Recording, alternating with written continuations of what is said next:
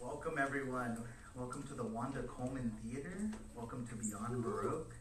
We are here to celebrate this time, this place by Susan Suntree. Give it up. Give it up for Susan. Third collection, after many claims of her other work. I just want to briefly say, if you don't know what we are, what we do here in the space, we're the oldest literary arts center in Los Angeles. We exist here in Venice, California. This used to be the old Venice City Hall. And we support writers and we support new writing through readings like this, performances like this, workshops, seminars, creative labs, etc. As you might have seen, we have some art. We have a gallery upstairs. We've got a bookstore across the hall. We've got some gardens in the front and the back. And we exist to nurture, the best writers in Los Angeles and beyond. We can't do that without the support of you all. So if you are already a member, I thank you for being a member and for supporting this space.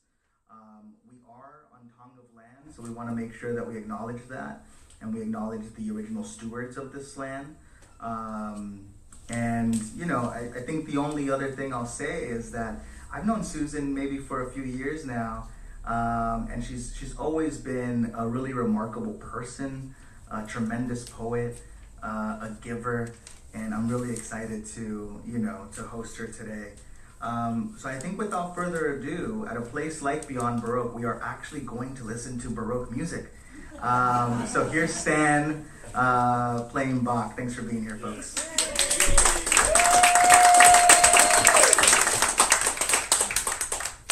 This is the Prelude and Fugue in C major. Wow. And I have a theory that if Bach had only played the accordion, he would have become famous.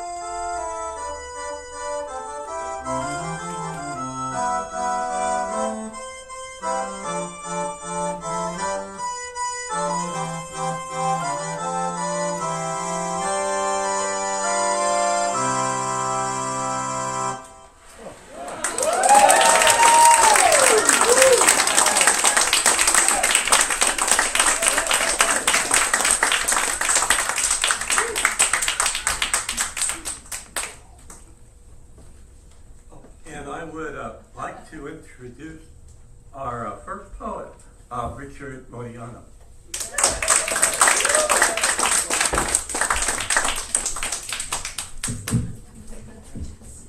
I remember Eric.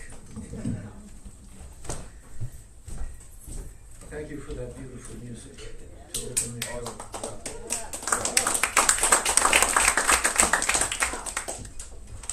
Wobbly sermon at dawn. The best and the brightest punch clocks with rough knuckles. Coffee-stained prophets muttered marks. Between freight trains and foreclosed dreams, and I said yes. Yes to the red card tucked in my breast pocket, like a subway map to freedom. Yes to the IWW. One big union breathing under hard ass and poetry. I walked Market Street with wobblies in my bloodstream. Ghost of Everett and Lawrence humming in the cables overhead.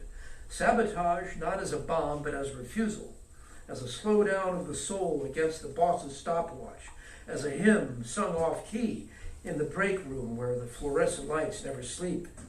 I am not sorry for loving anarchists, communists, and socialists, like a runaway boxcar loses gravity, like a mimeograph loves ink, like a picket line loves bottled water. Not sorry for choosing the side with calloused hands and unpublished truths, with pamphlets curling in back pockets, with songs older than stock options and louder than CNBC. Joe Hill's ghost snaps his fingers. Who owns the means, fellow worker? And the answer rattles the fire escapes. We do, or we die trying politely. So I choose impolite survival, choose solidarity over silence, choose the red and black flag as my torn up map for a better world. I pledge allegiance to no flag that flies alone, only to the we, hammered together out of hunger and hope, out of dock workers, poets, dishwashers, out of everybody they said were expendable. One big union, brothers and sisters. The long poem still being written in grease pencil, chalk, blood, and breath. Not sorry. I've read the balance sheets of history. They never add up without us.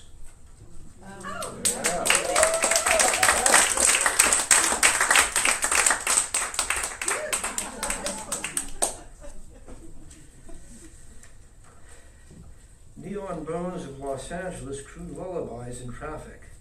The soft growl of engines, a cop car drifting like a lazy shark, sirens half asleep. I can walk home thinking only of rent, coffee, and the next poem. Meanwhile, in Gaza, safety is a rumor, a foreign word buried in rubble. Children practice duck and cover, not for school drills, but for real skyborne fire. Prayers turned to shrapnel, streets cracked open like bad teeth. Mothers learning how silence can sound like a graveyard before the next blast. Here, we argue about Wi-Fi speed and the burrito line at midnight. While there, they argue with the air itself, pleading, let it not fall tonight. Let the roof hold. Let the child sloop through the thunder that's not thunder. Safety, that's a beat word. Fat and slippery in the mouth. In the USA, it means a lock on the door, a cop on the corner, a mattress with memory foam. In Gaza, it means a miracle, a pause in the storm, one more hour to hold the living close.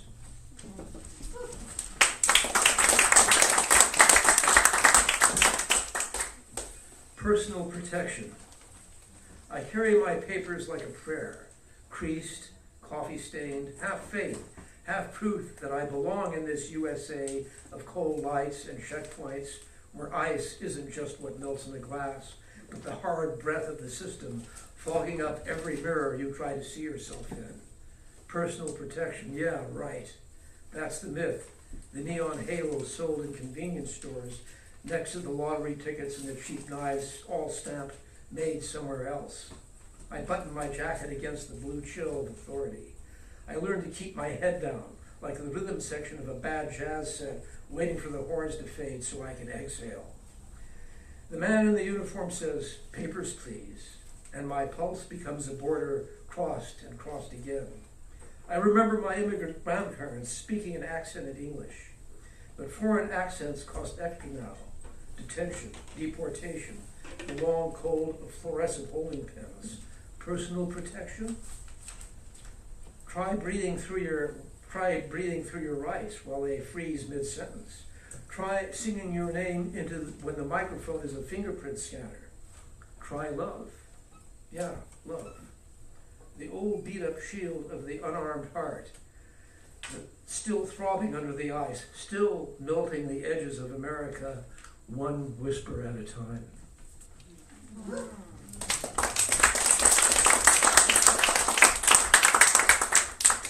Makeshift survival. I saw the best neighbors of my city ducking under kitchen tables at dawn. Sirens cracking the air like dying crows cawing.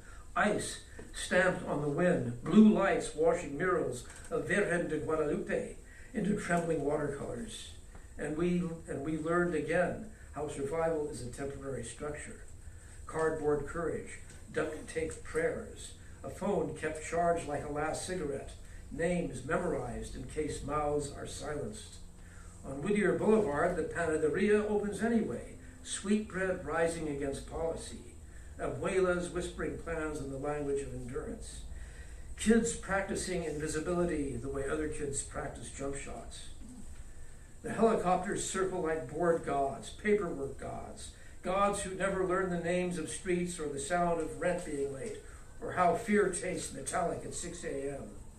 I saw a man in work boots, still dusty from yesterday's drywall, his lunch packed by someone who loves him, his life reduced to a sprint between parked cars and a maybe.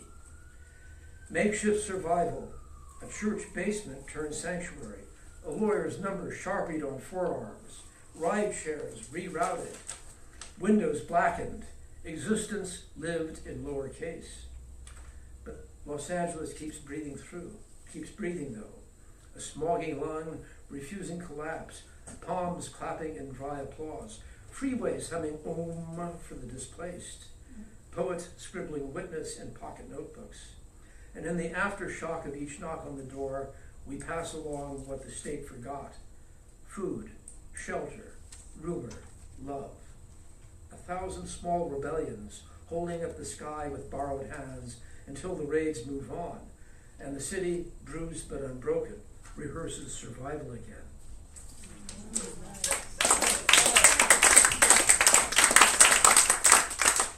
Bilingual acceptance. The morning split in two tongues on Alameda on Pico, coffee steam praying in English, pan dulce answering in Spanish, both legal in the mouth, but hunted in the street. Dawn came with boots, concrete coughs, radios chewing names, the knock that means papers, the knock that means run, hazard lights blinking like rosaries on minivans full of saints without IDs. Su madre said, respira. The breath is a border they can't fence, but the breath shakes with the sirens while the sirens conjugate verbs.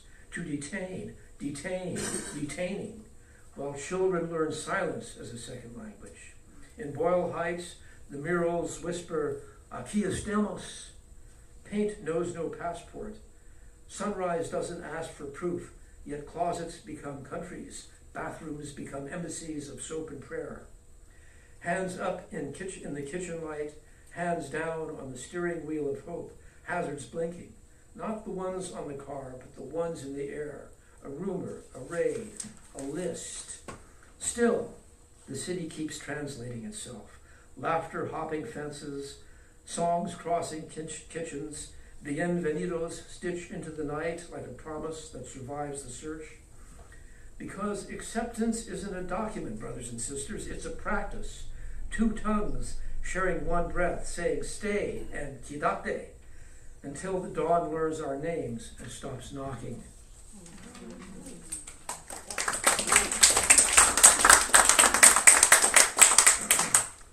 Her last piece. Somewhere wind speaks in Minneapolis snow, and the heartbeat of poetry still asks for justice.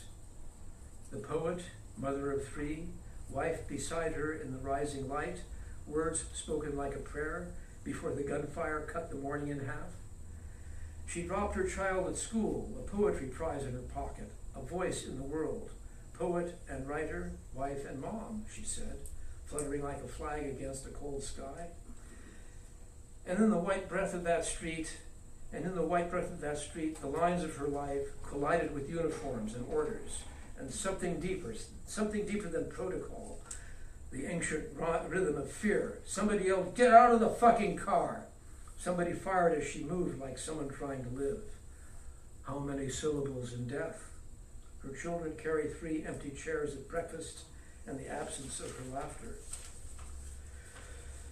Some write on walls and sidewalks. Some say her name in chants. Some burn candles in the night. Good. A word that trembled on her tongue before the shot rang out, before the world asked if poetry could be danger. And if the white page could bleed, and if the law could see in the heart of a mother's breast the pure protest of being alive. We go on. We beat back. We make noise until the night listens. This is our prayer for Renee, the poem that refuses to die. Yeah.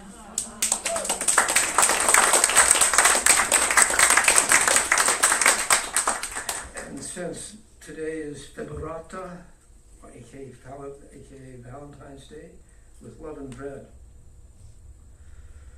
When she tells me that moonlight over the water is like a fervent caress of lips, I believe her and want her kisses. If she tells me that the dew on flowering jasmine eternally drenches her body, I believe her and long to sip it.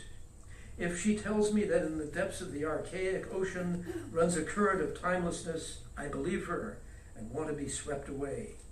If she tells me that in the down of her bread lives a cat that never says no, I believe her and share her desire.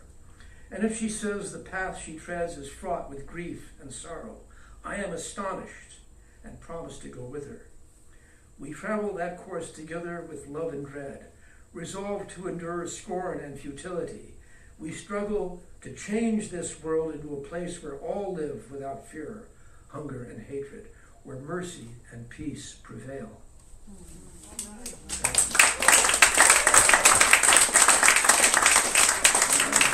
I'll close with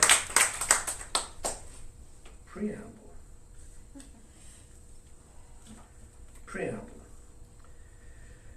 The working class and the employing class have nothing in common.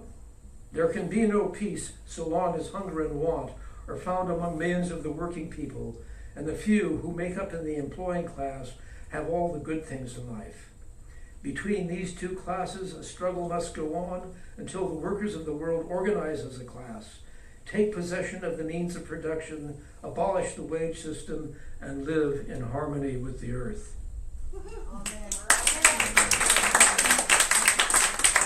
Please welcome our next poet, Tom Laichas.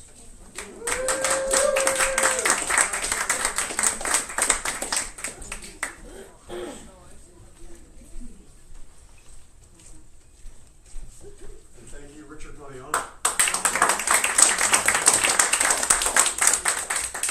And thank you, Susan, for inviting me to this, and congratulations on this book, which is available in the bookstore. This is Valentine's Day storyboard.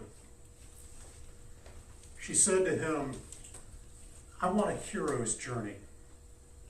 He said to her, "What I want is a domestic comedy drama, don't you?"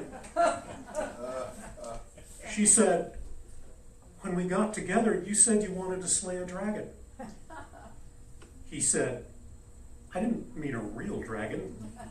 I meant that I'd love to see us overcome our dark shadow selves and build a family."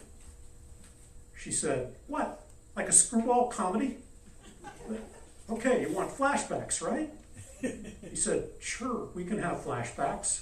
She said, "So can there be dragons in the flashbacks, and can we find them on a quest?"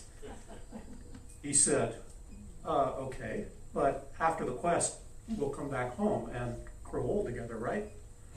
She said, "You know, I like you a lot, but I don't think we can make this work." He said, "Well, at least we've got the memories." She said, "That's what the flashbacks are for."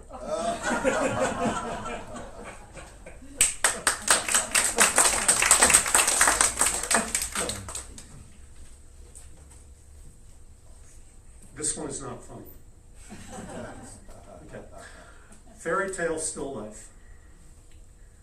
There's a boy and a girl and a king and a queen. A mirror, an apple, a knife, and a toad. In the forest are wolves and breadcrumbs and someone who wants something bad enough to kill for it. The boy and the girl and the king and the queen are as still as a porcelain service, as calm as day-napping cats. In the country of bedtime stories, the family sits at their table in silence. The servants are gone. The words of command are locked in the gun cabinet. Mirrors are nothing but mirrors. Knives are nothing but knives. Breadcrumbs lead nowhere. The toads croak when spoken to. Beyond the bedside where the story speaks, beyond the bedroom where a child listens, beyond the house and all that's in it, out in the wide world are the dark, wanting wastes. That's where poison corrupts the apple, where the toad carries plague, where breadcrumbs lead back to false mirrors whose faces are wolves. It takes stone and dark terror to build that castle. But even the castle is safer than our own muddy back lane, where we tell the castle story to lull children to sleep.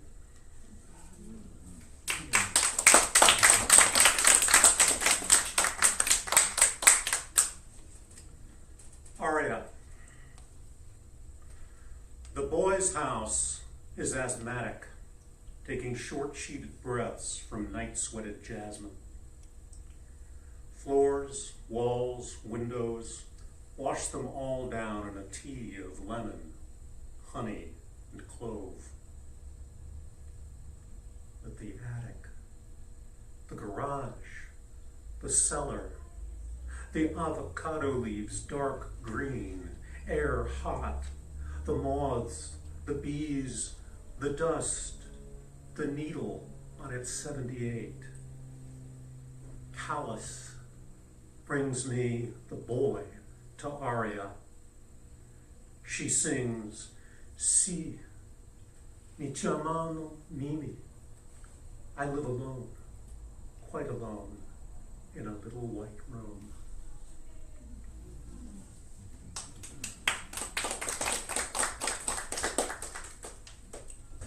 This is a little lighter, if you're looking for that. It's called The Boric Acid of My Mother.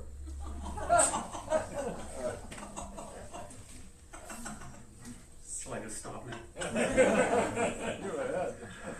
The boric acid of my mother.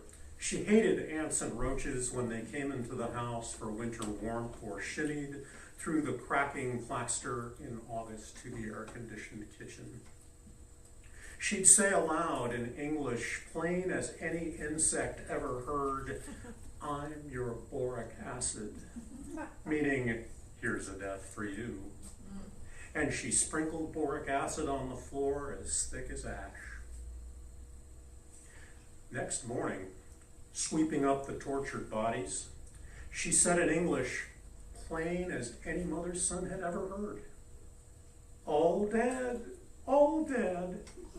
as if she was a Mrs. Atom Bomb. In other circumstances, she was not the kind of mother who took such pleasure in a kill.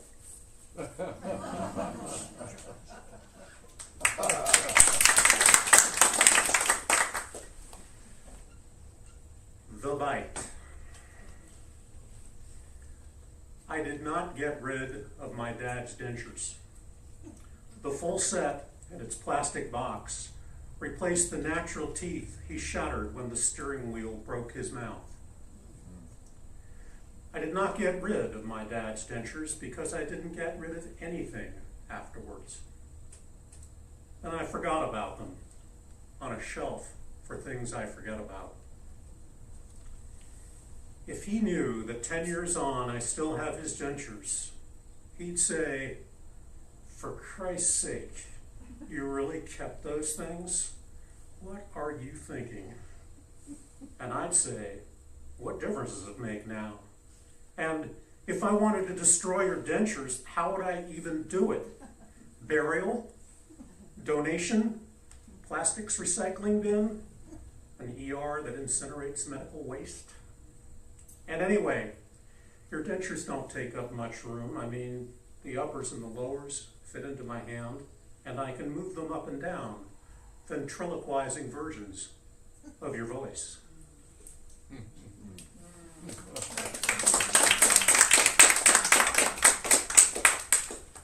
This is called Let's Go to Mars. It was inspired by a certain luxury car maker.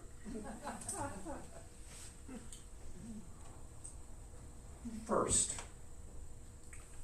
a show about apocalypse. Last night we binged the whole series. This morning we shopped for AR-15s. No one buys guns just to shoot up empty soup cans. We save the soup for the end. 2 cans of soup per family per day will tell the tale between survival and starvation. The empties are a precious source of metal. Second, to believe in the end of the world is to give up on countries, flags, and destinies. It's as much as to tell the founders, your faith in our correct collective future was horribly misguided. When the power goes out, it'll be just us, ourselves, alone. Get a map. Light out for the West, someplace the Constitution, made mutant and vicious, cannot track you down. Third, that's what Jim and Huck should have done. Light out for the West. Missouri was a bad place for Jim. South of Missouri was worse. Huck should have known. Now that Missouri has swallowed up our whole country, leaving is harder to do. There's a lesson here. Take your main chance while you've got one.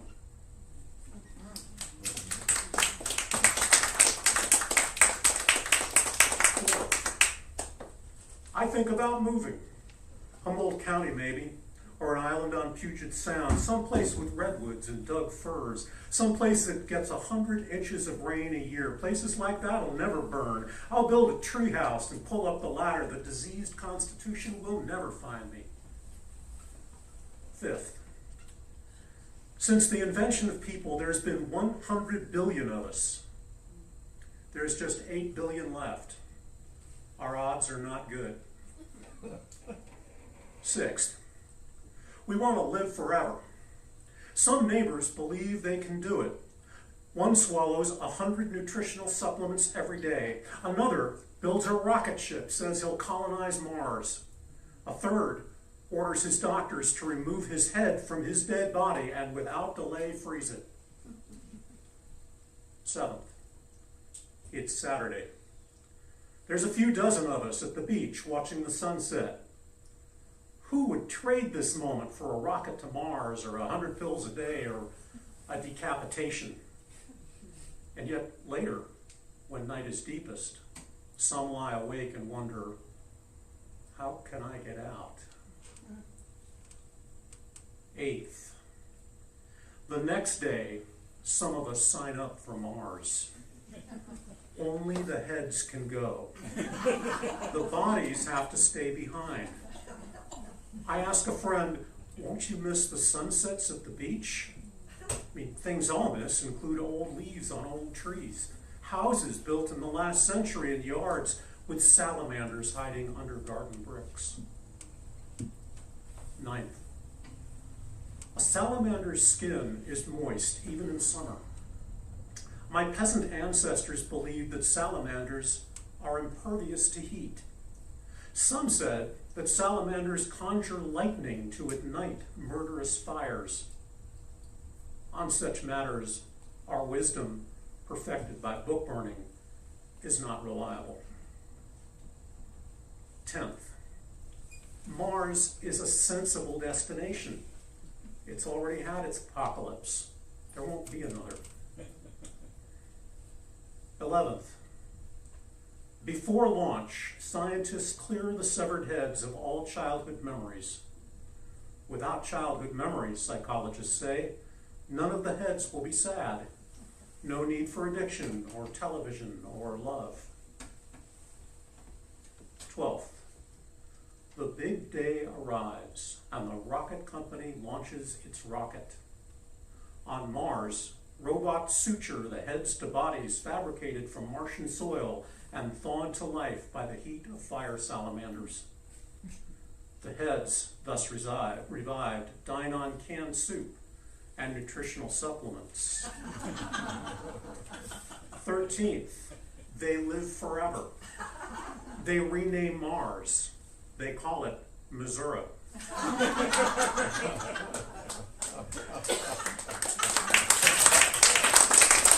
And last, on a bit of the same theme, 30 distinct damnations on the moon. First, the crater's edge is steep. It's an endless drop to its floor. Second, they taught you meditation before you came, but heights still make you sick. Third, lunar dust eats spacesuit fabric like a plague of breathless moths. Fourth, you may knock all you want. There is no one home. Fifth, your dog and cat would have died if you brought them. Sixth, your children too. Seventh, if you import an atmosphere from Earth, the moon will sigh it out. Eighth, from the moon, you can see the home you're sick for. Ninth, sound doesn't carry without an atmosphere. You can't hear yourself pray. 10th, your bones are weak, your vision blurred, your ankles swollen. 11th, for the 250,000 miles round your bed, yours is the only life. 12th, yours is a small room the size of luggage. Every day you hunch your back to sleep. 13, that there are more stars in the sky than you have ever seen. They are always the same ones. 14, that even when you're suited up, the sun can kill you. 15, you never bathe. There's not enough water. You clean yourself, but never feel clean. 16, why did you come here? What did you think you would do? 17, the moon awed you on that first day. After that, it's Barstow. 18, from the surface of the moon, you can't see the moon. 19, you walk the moon every day. You never thought you'd hate it, but you do. 20, you have no possessions of your own. You want possessions now more than ever. 21, that the moon is a great blunt planet. 22, you're no hero, and now you know it. 23, that looking up from the earth, the moon is there, but here, there is no here. 24, you know the truth. This is the last house on a dead-end street. 25, you cannot call it the moon, it's the whole. 26, your media library, though infinite, leaves you restless and unhappy. 27, a friend calls from Mars, says it's just as bad. Your reply takes 10 minutes to reach her. Her reply to you, another 10. In 1 hour, each of you speaks 3 times. After a year of this, neither of you bother anymore. 28. You dream in green and blue. Then the alarm rings. Again, a day of black, white, and gray. 29. You scratch a daily mark into the wall above your cot. 30. There are now 3,000 marks. It's the only art you make.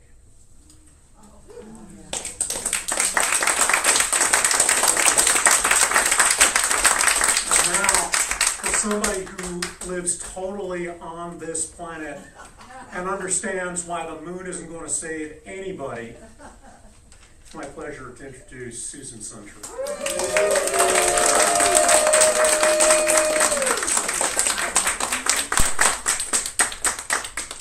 Thank you, Tom. And thank you, Richard. Wow. Love it. Okay. I'm so gratified that all of you came. Thank you so much. Without you, there wouldn't be a party. You are the party. And all of you watching online too, thank you. And so that's the one thing we have, I think we've heard very emphasized, this poems that emphasize this fact, is that what we've got is each other in this critical time, and we must stand together, and here we are gathered together. And when people gather together, they've got to have refreshments. So don't forget, outside we're offering up with gratitude for your joining us together. Also, right outside is a bookstore, and in that bookstore are all of our books, and we've all arrived with our signing pens. So when you buy a book, you support Beyond Baroque, which of course has had its funding cut. What do you think? And so this is what we must do. We must keep this place going, and buying books, attending, contributes to its survival, as well as the artists, of course. So thank you one and all, and of course, thank you, Tom, and thank you, Richard. I also want to thank Jenny and Yvonne and Genesis and Eric in the booth for their wonderful work of maintaining, creating, inspiring Beyond Baroque. They're just the best. And my friend Kathy, who arrived to help with the refreshments, and of course our intrepid director Zoe Zimmerman, who's here and hopefully keeps us all in line, and Richard and Tom and Stan, of course, accordionist extraordinaire. Woo-hoo! All these wonderful people. And I mustn't forget Shanti Arts Press. You know, when I sent this little book is called a chapbook. It's a short book, and it's mostly inspired by haiku that I wrote that began when Tom and I took Richard Modiano's extraordinarily fabulous Japanese poetry forms, particularly haiku workshop here at Beyond Baroque. And I set it out and was expecting, a kind of modest, if they accepted it, a modest production. And Shanti Arts did this. And I'm so grateful. So, it really does surprise me how beautiful the book came out. Also, Dolores Carlos, who isn't here tonight, she's sick this afternoon, did the cover. And she did just a wonderful job, and Shanti Arts did the rest. Okay, so I'm going to begin by reading a little bit from my book, Sacred Sites, The Secret History of Southern California. This book, it's won many awards. The audiobook includes Peter Coyote, among others. Also was the finalist for a national award. So it's available, the books are available wherever books are sold, the audiobook wherever audiobooks are provided, including libraries. But my reason for reading from this is that in it contains the background to the topic of this book. And I think it's extremely important for us to know what the heck is going on, like really know something about it. And so even though we know the earth came together out of the cosmic dust as the sun coalesced 4.5 billion years ago, we're going to jump ahead to, the book doesn't though. This book tells the story of the origin of the Southern California landscape from the point of view of Western science and the local indigenous narratives and songs collected with their guidance, of answering or addressing the universal question, how the hell did things come to be the way they are? And our story of the landscape is a story that's extraordinarily important to us as we consider the moment that we are in. and this will focus on the climate crisis. Okay, so we're jumping ahead, and it's 3 million years ago, and that is the middle of a short epoch called the Pliocene. Bring this up because you're going to be hearing about the Pliocene, and I'm going to explain to you why. So there's two things that you need to know before I dive into this little excerpt. One, carbon dioxide. What's the big deal? Carbon dioxide is a common gas. I'm breathing it out, you're breathing it out right now. And it's absorbed by the trees and they give us back some oxygen. That's so great. And it's wonderful as long as it all stays in balance. But when carbon dioxide accumulates, it's a heavy gas and it doesn't radiate out into space. It stays and it forms a blanket around the Earth. The other gas that we're now emitting like crazy is methane. It does the same thing. Now, as more and more carbon dioxide and methane is emitted, the blanket gets thicker and thicker and thicker and holds heat into the Earth. It's a guiding metric for the climate crisis, for the heat that is causing this crazy spinning out of control climate that we are beginning to witness.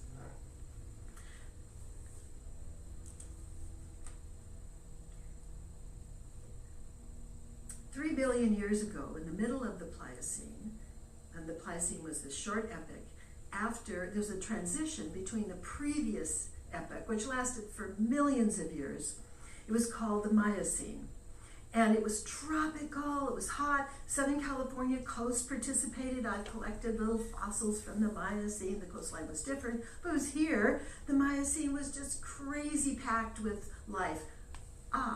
Not human light. Carbon dioxide parts per million went up to 800 parts per million. It was hot. But then, as everything does on this planet and in the universe, everything changes. And so things changed. And I'm going to read a few of the things that changed that affected us here. Everything started to change, and that's my other point. Everything started to change. It started to cool off. But it changed slowly. It gave the plants and animals time to readjust. Slow change is the way of this planet. Tragedy is swift change. Think a meteor. Think the current moment, which I'm going to explain in a minute. The current moment. Swift change is disaster. Okay. So it's cooling off. It's 3 million years ago, and another million years, which is nothing in earthly time. The Ice Age, think the La Brea tar pits, is going to start 2 million years ago, of which we are still a part. This time that we're living in is part of is an extension of the good old Ice Age. At 3 million years ago, as the CO2 is declining, it is 420 parts per million of CO2 3 million years ago. And it's declining, and when it finally hits the beginning of the Ice Age, it's down to 220, some people say 260, 280, right in there, parts per million. And it stays that way for 2 million years. It goes up a little, down a little bit, because it's always going to altering, but it stays in that range for 2 million years until 1850, 165 years ago. And what happened in 1850? The Industrial Revolution. Okay, so in Europe and in the Middle East, they chopped down all the trees for all the stuff they were doing. So there were no trees, and so coal was brought up from the ground, and it worked. And so the industrial machinery worked on coal, and then oil. And what is that? Coal and oil is carbon buried from millions of years ago, now burned and sent up into the air. And from 1850 until now, our carbon dioxide concentration is 426 parts per million, like it was 3 million years ago, which is why people are talking about the Pliocene. Now, you need to know the major contributor, the ongoing and increasing contributor to this horrific situation is the elite and their private jets and all that. We know that, but maybe you don't know that the U.S. Department of Defense, endless war, is the largest contributor and the largest user of fossil fuel of any entity on Earth ever, and it's increasing. This is tragedy in the making, all these wars. Not so great. And our economy, which creates these elites, is contributing to this same situation. 426 parts per million, or was it 400? Keeps going up and rising. All right, so let me read a little bit about some of the physical things that happened on the Earth in its natural process that created this change. This is earthly change.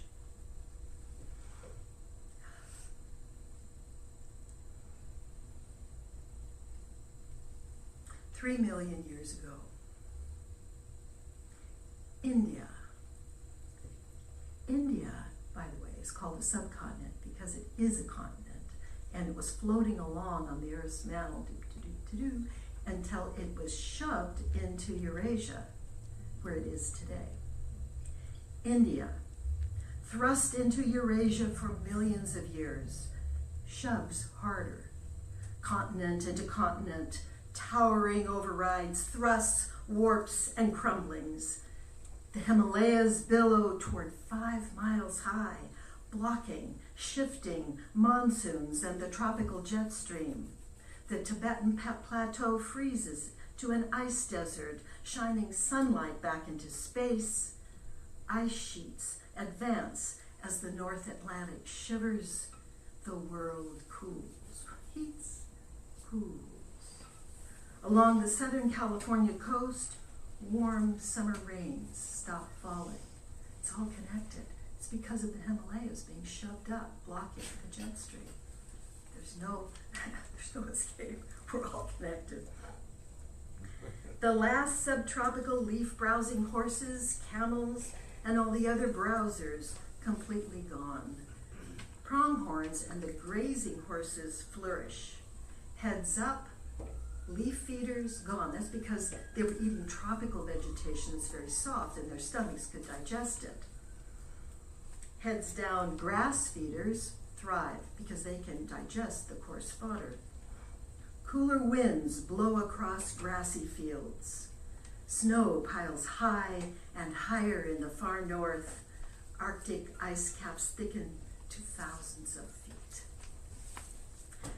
Now, this book tells the story of the landscape from the points of view of Western science, but also, as I mentioned, of the ancient indigenous cultures. And I say ancient advisedly. Their footprints, human footprints in New Mexico have been dated to 23,000 years ago. And I am told that the people who've been here in Southern California, possibly the Chumash in the Santa Barbara area, are among the oldest people in North America. People have been here and lived here for thousands of years. And they did not overpopulate, and they did not destroy the landscape. It can be done. Now, how did they think about themselves? The human beings, this is a statement of philosophy from the instructions to young men and women as they go through initiation, and generally known. The human being's work is to keep the world in balance and to perform ceremonies to renew its vitality and slow its decline. Knowledge, caution, good sense, self-restraint and moderation, taking counsel, honesty, dependability, and practicality, honoring the ceremonial exchanges between villages, hospitality. All these keep the world in balance and lead to wisdom. Imbalances, like selfishness, cause serious trouble, even war.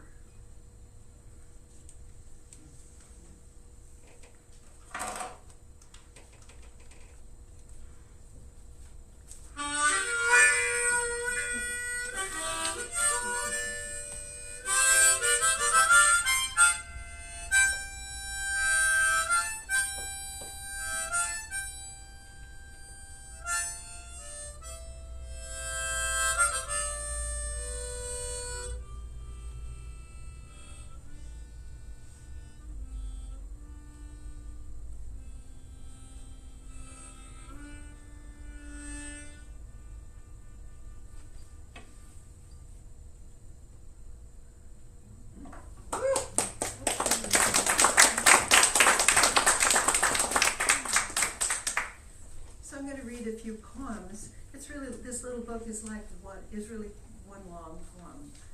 And its focus is the climate crisis. This one takes a contemplative approach to the subject. And it begins with a famous line from the Tang Dynasty poet Tu Fu, or sometimes called Du Fu. It's one of my absolute all-time favorite poets. It was a time of war in China, and it developed in his life, and just, man, I mean, he trying to save his wife and children and himself, and oh my gosh, what a time he had. He kept his poems under his cloak, tied to his heart. That's how many of them have survived.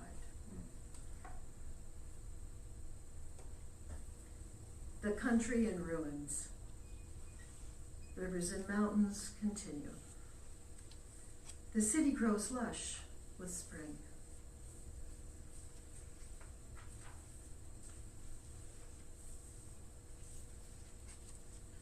So we start where we are. Start with always remembering the beauty of this world, the beauty of where we are right now. California coast, after a painting by that same name.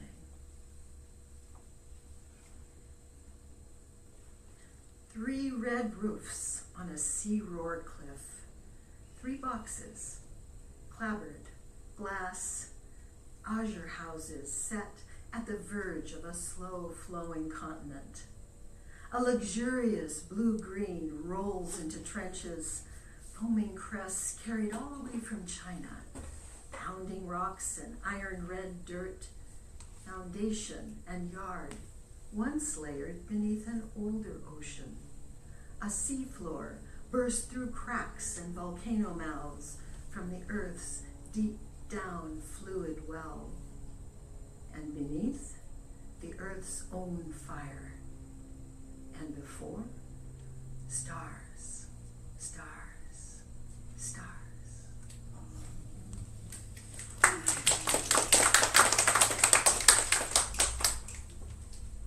So I'm going to read all the way through and kind of think of it as one long contemplation. Rags. Shadows stacked in the rag basket. Too many holes to sop up spills. Shabby flags once waved over miseries and sad decisions. Shred those old clothes. Insulation for another bare, cold attic. Welcome to the sea blue shelf above the washer. A fresh batch, faultless, clean, folded. River.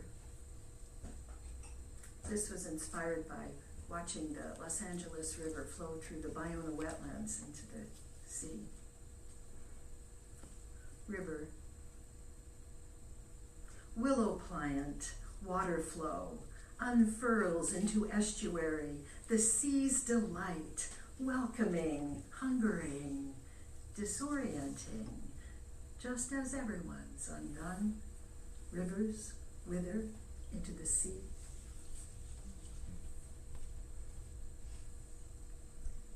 The following sequence was composed during Richard's workshop, the original versions, walking through the Beyond Baroque garden. In the dry garden, gray mouse springs over the sidewalk, weeds dance. Summer buckwheat, pink thimble flowers, fall honey. Marigolds bent west, desert wind, sharp orange blooms scatter. Comfrey's long green leaves, purple bells beside the boulevards, din and growl. Small white butterfly, blown off its flower, motorcycle, full throttle. tall dry stems, bursting blue-gray pods, sage strewn. Lavender flowers littered the dirt. Bees, butterflies. By the firehouse wall, arugula, comfrey, tomato vines, greens ablaze. Summer squash, peach tree, 5-story fan palm. Drought. Garden chair splintering, soon to plant the hapless planter. The nap. In the afternoon, wanting takes a nap. Even busy people occasionally sleep. Squirrels survey their city of trees. Crow appetites slumber. We rest our heads. When shadows more steeply slant, we wake. Where were we when this freshet of dreams transported us far away? We resort to our memory of needs and carry on.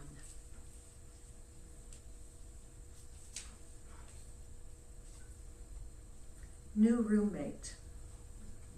It's very common these days. Kids coming home, through all different cycles of their lives. New roommate. Headache, heat, and labor. Delighted heart. Daughter moves in.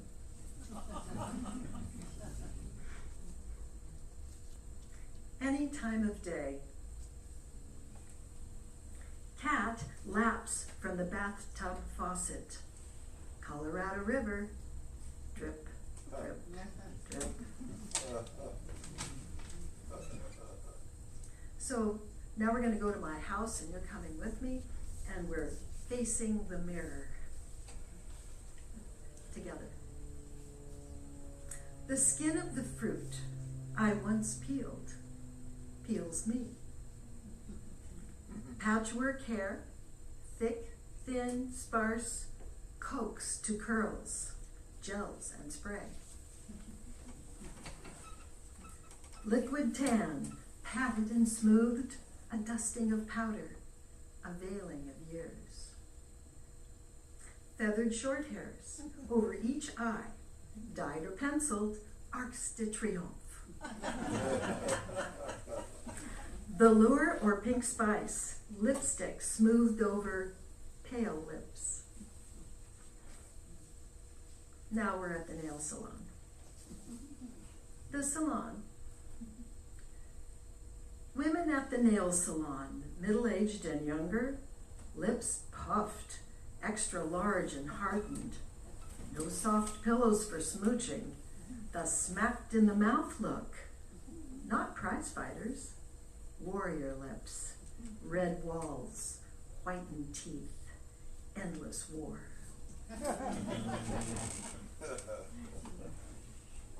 This is a little collection about the fire. Ash. Ash, gray silk, mutes the red maples. Nearby hills, inferno. Mayfly swarm swirling coats the windshield.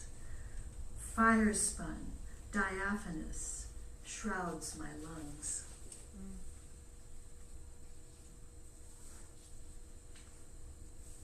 South on the 5.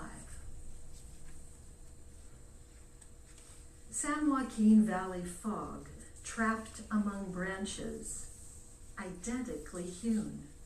Any stray reach, exuberant, light-hungry, cut to shape for easy mechanical harvest.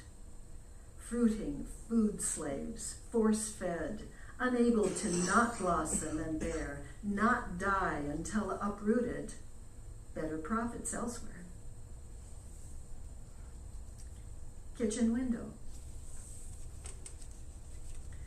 Hot pink zinnias and Gerber daisy petals dyed or bred hard for high color, shed themselves like commas on a blue table.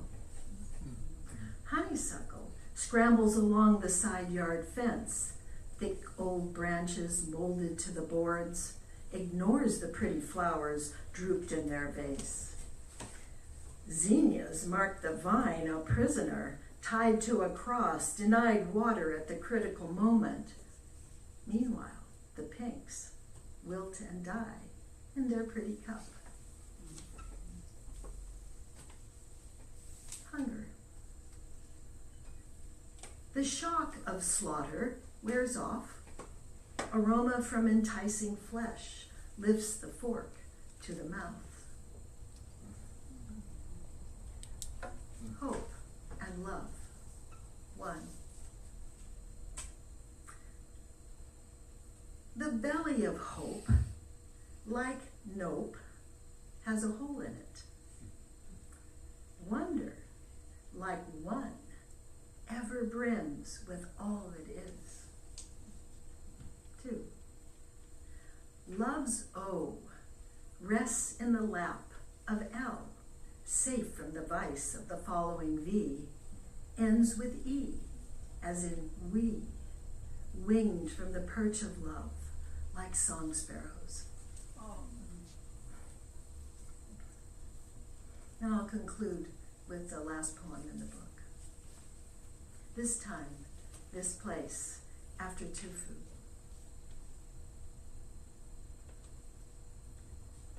I lie alone in my queen-size bed, covered by pale flannel, worn thin by decades of wash. The refrigerator in the next room clanks on, noisy motor drones through the wall. Sirens wail, red, red, red, red, against the window shade. Streetlights glare, signs, headlamps, illuminated windows overwhelm even the moon. Abandoned shadows flee upward, loose toward infinity. Behind my sleep mask, I feel my way deeper into darkness and wait.